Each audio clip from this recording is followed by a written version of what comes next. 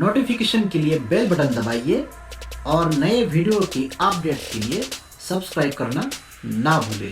तो please subscribe ज़रूर करें। आपका स्वागत है मेरा YouTube channel hit short film में। आज के इस पार्ट में हम बात करेंगे ये जो डेल N5050 मॉडल जो लैपटॉप है इसके बारे में। अब इसमें प्रॉब्लम क्या है, मैं पहले आपको वो समझाता हूँ।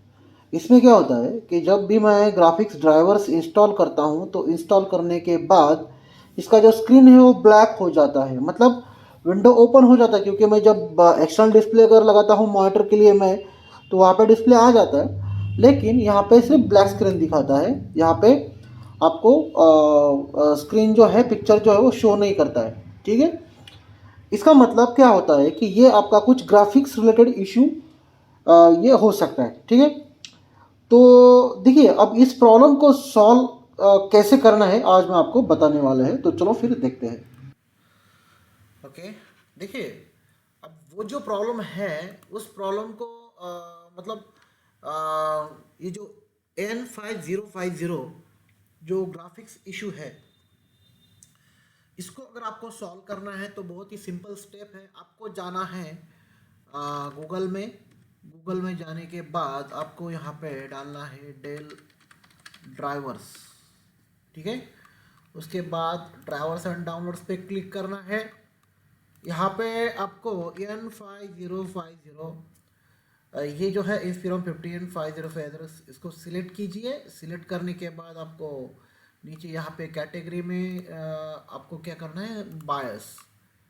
ठीक है, नो थैंक्स कीजिए। यहाँ पे आपको बायस दिखाई दे रहा है। ठीक है, जो सबसे ऊपर वाला ये डेट के हिसाब से जो भी लेटेस्ट है आपको वो बायस जो है वो डाउनलोड कर लेना है। ठीक है, अब ये डाउनलोड होने के बाद आपको ये